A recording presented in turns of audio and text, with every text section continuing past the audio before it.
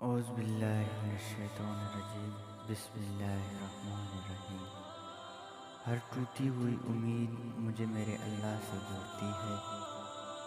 انسان چہرہ تو صاف رکھتا ہے جس پر لوگوں کی نظر ہوتی ہے، مگر دل کو صاف نہیں رکھتا جس پر اللہ کی نظر ہوتی ہے۔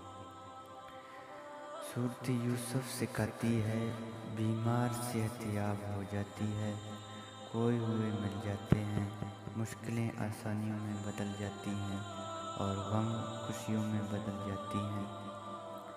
بے شک سب اللہ کے حکم سے ہے۔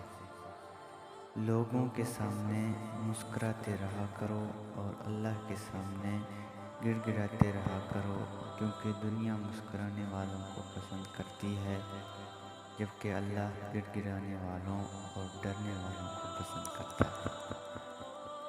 نماز وہ واحد حکم ہے جسے اللہ نے آسمان سے وحی کے ذریعے نہیں اتارا، بلکہ اپنے محبوب حضرت محمد مصطفیٰ صلی اللہ علیہ وآلہ وسلم کو آسمان پر بلا کر تحفے میں دیا۔ انسان تبھی اللہ کی طرف رجوع کرتا ہے جب وہ دنیا میں اپنا ہر ہنر آزما لیتا ہے اور پھر بھی اسے چین و اطمینان نصیب نہیں ہوتا۔ پھر اس کو یقین ہوتا ہے کہ صرف اللہ کی محبت کے سوا ہر محبت میں فنا ہو جانا ہے۔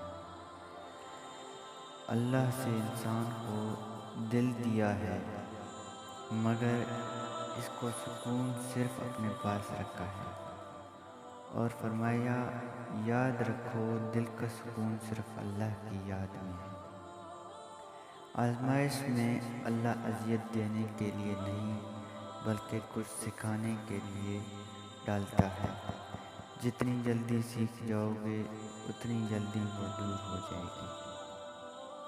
جب اللہ ناراضی ہونے لگتا ہے تو بندے کو خود اپنے عیبوں کا پتہ لگنا شروع ہو جاتا ہے، اور یہی اس کی رحمت کی پہلی نشانی ہے۔ کھجور کی گٹلی پر باریک سی جلی نمایاں ایک چھلکا ہوتی ہے جسے قطمیر کہتے ہیں۔ اللہ فرماتا ہے انسان اس کا بھی مالک نہیں، پھر اکڑ کیسے؟ اس دینے والا کا دروازہ کبھی بند نہیں ہوتا، یہ تو لینے والے ہی دروازے کھٹکھٹانا بھول جاتے ہیں۔